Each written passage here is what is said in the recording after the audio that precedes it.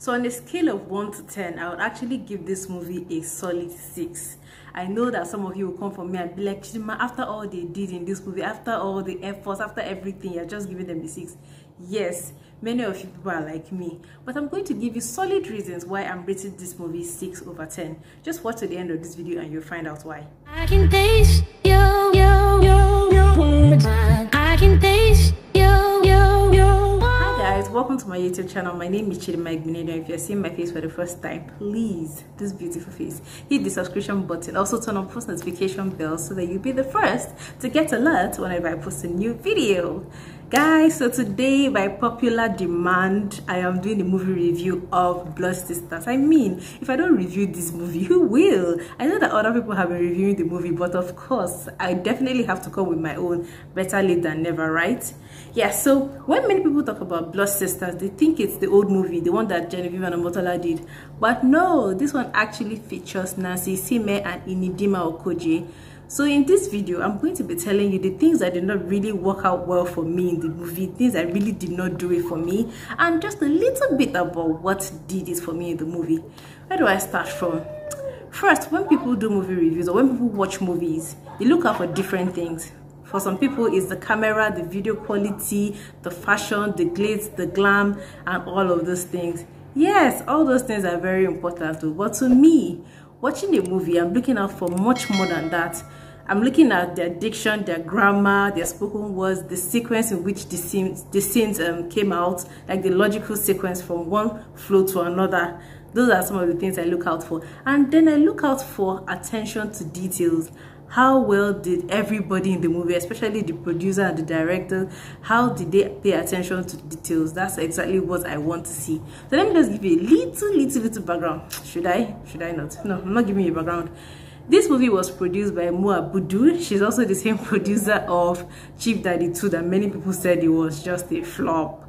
This is not to discredit Abudu, but it really did not work for a lot of people. So this time around, she decided to come back with a banger. The movie was also directed by B. Bandele and Kenneth Gang. So if you see me looking down, I have a jotter where I wrote a lot of things. You know how in secondary school we used to jot? I jotted like almost 3 pages because I'm really ready for this review. Who do I start from? I think I'll start from Deyemi Okonlawon. That guy, like, where did he come from? He just appeared into the movie industry, to the Nigerian movie industry, and he blew up. Basically, these days, if you see a movie where there's no Deyemi Okonlawon inside, just know that the movie has not started. Where do we start from now? Is it Ghetto or which other one? There are plenty of movies that he has featured in, and trust me, those movies were bangers. So the guy, we already know that once you see Deyemi inside a movie, just know that that movie is just going to be fantastic. So Deyemi did a lot for me. He played his character very well. He interpreted his role very well. I was just a little bit sad that he didn't get to stay long in the movie before they killed him off. Yeah, spoiler, they killed him if you haven't watched the movie. So now let me start with the things that did not work for me. Uche Jumbo's English. I mean, she was just switching from an Igbotic mother to someone who's sophisticated and can speak English. And typically a struggle. It's either you be an Igbotic mother or you speak good English, and then we know that yeah, you went to school and you're rich and everything. She was basically dragging English with Ketenshaw. Like, I don't understand. I think she forgot herself numerous times, and it's kind of weird that the producers and directors of the movie did not spot out the fact that she didn't really interpret that role very well. She was supposed to be like a poor mother being helped by her in-laws. So the whole speaking good English and looking all very I don't understand that one. Now let's move on to Nancy Sime and Dimma's half-baked English. Before people make me to bite my tongue, what was that pidgin they were speaking? How we go do now? Waiting you want make we do. I'm like, guys, what is going on here? If you want to speak pidgin, speak pidgin. If you want to speak English, speak English. I mean, there's nothing wrong with you guys speaking your normal English. You guys are tush girls. You guys don't live in the village. You guys live in the city. If you want to show that you're rugged, there are so many other ways you can show you're rugged by not necessarily forcing yourself to speak English, because let's face the fact, the pidgin was not flowing. as I am like this, I can speak pidgin, but not very well, such that it will flow and nobody will feel like I'm forcing it. It feels very forced. I don't know what you guys think, but let me know in the comment section. But they're just doing it. Now make you the man. How we go do it? But you go want me to. It's like, guys. Moving on from that, guys, let's move to the next one. I heard that some people somewhere are comparing the character Ade Tiger to Uncle B. That is a disaster. That's an insult to the character of Ade Tiger. What do you mean? Do you know who Ade Tiger is? Guys, please don't do it. If you've done it before, you need to apologize. If you're planning on doing it, you still need to apologize. Ade Tiger and Uncle B's character are nowhere near each other. Like, that's an insult to King of Boys. Please don't do it. I don't even know what Rasinoa was doing there. For that character, I felt like they could have brought someone younger than Rasinoa. Rasinoa, daddy, yeah, we respect you. You're very good at what you do, but I think this character, you don't pass the age for this kind of character. If we do something else now, if he was acting like Ketensha's boyfriend or boy toy or something, I could understand. But being the bad guy, like the bad bodyguard, nah. Rasinoa was not the perfect cast for that character. He was just, I don't think he did it for me. I don't understand. And what is that car he was driving? What's the significance of that car he was driving? I just don't understand. But nah, I don't think they should have given that character to him. Now, the next thing that I don't understand why it was there is the nudity scene. Was it really necessary to show those people's bum-bums and the other parts of their bodies that they showed?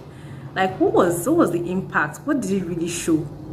Normally, they're supposed to take their part. We know they're supposed to take their part. We know that in places like that, they fight and they get nasty, they get violent. But did they really need to show them naked? Was it necessary? I don't think it was necessary. The character played by Timei actually interpreted her role very well. We could see her raw emotions. She was natural. Nothing about her character looked forced or not played out well. Everything just looked perfect. I don't even have anything to say about Timei's character. She killed it. Baby girl killed it. I think I've seen her in some other movies, but this is like the first major movie I've really seen her like acting very well. So for me, Timei killed it. I'm not even going to say much. Let's just move on. Now, Sarah's character, I think Sarah's character really portrays who Dimma is in real life, because for most of the part, whenever I see her in her movies, she's always very close to tears. She's always quick to cry. I don't know why. She's always quick to cry, and she looks like someone that wears her heart on her sleeves. Like, she's just very soft, very emotional, very this, very that. So it wasn't difficult for her to show that side of herself, the one that is scared, insecure, very quick to cry, voice out her insecurities. The one, man, well, her role, she tried. I wanna like it just came naturally to her. Now, Olayinka Femi's wife, that one, she played the boss chick role very well. Like, yeah, she did a lot. But between herself and her husband, like, I don't understand. They just needed to get the room. Everything with them was just very sexual. I don't understand. Like, you guys are not even the center of the movie. At some point, I was beginning to think, like, who are the main characters? Like, are we focusing on these guys now? She was now playing boss chick in places where her husband could not man up and do some things. She would just be the one, the mastermind. And this happens in real life. Like, you see a man and a woman and you see some things going on. You will not know that it's the man's wife that is the mastermind behind everything. It will look like it's the man doing everything, but not knowing that the wife is a badass. Anyway, so, well, the both of them killed their roles very well, so I can't even say they did not do what they did, what they tried, but I mean, they just needed to get the room because they were just all over the place. I beg you. Now, this part, the part where Zach Oji comes out, I can't remember his name in the movie, comes out to commiserate with Kate Henshaw on the death of Kola, and then he mentioned that, oh, he was our son. So here we got to find out that Kola was not a legitimate child, but he was an illegitimate child with Zakoji. That part wasn't necessary too. I don't understand. Zakoji just appeared, bam, and next thing he was gone. It was just like one scene, one very tiny weeny scene. I don't know if it was up to 5 minutes, and the next thing they cleared the guy out of there. Like, was that scene really necessary? I don't know what you guys think. Me, I don't think that the scene was necessary. Anyways, moving on. How did Kate Henshaw still remain put together? Yeah, I'm taking another point from my daughter. How did Kate Henshaw still remain put together after the death of her son Kola? Like, auntie was on full makeup, full glasses, full everything. I mean, this is Nigeria. You can't lose someone very dear to you, like a child or a husband, and you still come out fully dressed, makeup, earrings, everything. You know how Kate Henshaw was dressing like Lord Rao throughout the movie, with her garment, her sophisticated outfit, and everything. She was basically looking like an icon. Like, I don't even know how to explain what she was wearing most of the time, but she was just looking like an artifact. So how is it that she lost a son and she was still looking very put together? Like, how? I'm not saying she should look tattered or anything, but what's up with the makeup, the full shine regalia and all of that? I don't know which part of Nigeria she belongs to, but at least you have to show some soberness, some calmness when you lose a loved one like that. But then again, it's a movie, so anything is possible. Now, Blade. Please, who drew up the character of Blade? Like, literally, who drew up the character of Blade? Blade, you came in with blade, knife, everything, gun, everything. In fact, how were you even supposed to pass through security with all those things? How is it even possible? Because we're looking at a high-end, very tight security facility. That's the hotel where they were in. And you pass through all those security guys with all those things, and they did not even spot it. Like, there was no automated door or something to beep when a metal passes through the door, something metallic passes through the door. Like, you just passed. Not only did you enter, you are now moving around. You passed the kitchen where the cooks, the chefs, and everybody were there. Everybody was dressed in, where you came in with your black jacket, you're looking like a thief, true, and they just turned blind eyes. They didn't even know as if anybody passed.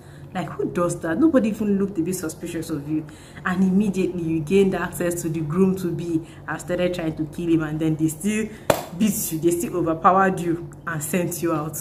Blade, which kind of hired killer you be, Bikono? Like, who hired, who trained you? Beg.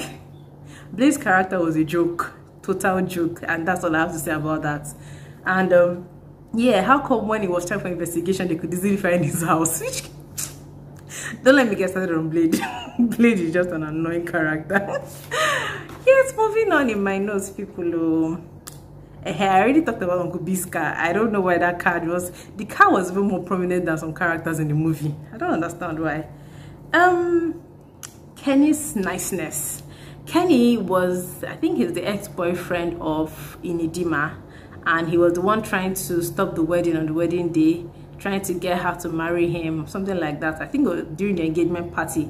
Kenny was just too nice for my understanding. Even after she embarrassed him, like she sent him out of the wedding and all, he still wanted to be nice to her, got her and her friends passports, giving them feeding money when they were at Makoko, trying to survive. Like, who is really that nice in this day and time? Maybe some people like that still exist, but the character was so real. It was too good to be true. Like, what manner of niceness is that? Beg Joe. Now let's talk about the neglect that some parts of Lagos, or let's say some parts of Ogun State, I don't know if Makoko is Ogun State or Lagos, the neglect that those places face. So according to my research, Makoko is one of the largest low-income communities in Lagos. Half of its population lives on water and half on the land. So from the way the movie showed us, we could see that there's a whole lot of water, a lot of people are living on water. And when you have waterlogged areas like that, what do you expect? You expect mosquitoes, all those creepy things around, diseases, stagnant water, all those irritating things. The place must be smelling, fishy, like a whole lot of disgusting smells that people get to inhale and fall sick very regularly. But people like you and me actually live there daily. People even die from sicknesses that they contract because of the environment. So the movie was actually meant to showcase things like that, so that when you are living in your mansion and being all relaxed and having fun, just know that there are people out there who are also suffering and going through a whole lot. Now, there was another part of the movie that I was now wondering, like, what are these people doing? It was the part where Nancy forgot that she was injured. You know, she was injured by the organ trafficking man. He used the knife to, like, slice her leg and gave her some cuts here and there. So the part where she discovered that her friend Dimma was lying on the man's table and he was trying to cut out some of her organs, and she went to go and save him. She started walking normally. For someone who they just sliced her leg, she was walking normally. She forgot that part that she was supposed to be limping. So there she walked normally until later, until now I remembered herself. Like later in the movie, or not even in that same scene, she now remembered herself that, oh, I'm injured, I should limp. And then she started limping. I was like, hey, Nigerian movie. Oh. Well, there are a couple of points that I picked up from this movie. The first is organ trafficking. Many people believe that in Nigeria, that organ trafficking doesn't happen. But according to research, it does happen. People harvest organs and then sell them to people, to hospitals and stuff like that for use. This is actually wrong. In case you don't think that this is real, it happens. People do this, but where they do it, I don't know, shall. But according to my research, I heard that this is really happening. Now, domestic violence. The reason that Dimma wanted to break up the marriage or the wedding with Kola is because he was hitting her. But the mother was willing to allow her daughter marry a person that was hitting her because of what she was enjoying from the family. They were paying off their debts, they were funding their lifestyle, and they're like, you want to break up with Kola because of one slap. From one slap, it will graduate to a blow, and from blow to graduate to blows and full-blown beating, like full-blown body massage. So please, when your children complain, this is what is happening, this is why I cannot continue this relationship. Mothers, fathers, I beg, listen to your children, because you don't want to hear another sad story. That's just another thing I learned from this movie. Then, police officers delaying justice for bribe. So there was this situation where they were searching for the killer of Kola, or the killers of Kola, but the police officers were paid to focus more on the two ladies, Kemi Sonia and Sarah Duru, so that they could have their way, and so that they would not get to discover the real truth, how everything really happened. They just really wanted those girls to go down like that. They didn't want to get down to the bottom of everything. So in the whole, in total, in summary, the movie was meant to entertain, but I think more importantly, it was also meant to educate, to expose some societal issues, which I've already mentioned. Many of the characters, they played their roles very well, but I was just really picking on things that I feel like they could have paid more attention to. If I've watched so many movie reviews, a lot of people have said nice things, but I'm the bad guy, I'm the bad cop, so I'm the one that's going to tell you what I did not like about the movie. If there are things you liked about the movie, please put it in the comment section. If there are things you did not like about the movie, please put it in the comment section. If you think I'm wrong for some things I said, put it in the comment section. I'm here to respond to all your comments, your messages, your criticisms, anything you have to say about this movie review. Do not forget to subscribe to my channel so that you can get to see more movie reviews. Hit the like button. Please share this video, leave a comment if you enjoyed watching it, and I'll see you in my next video. Bye.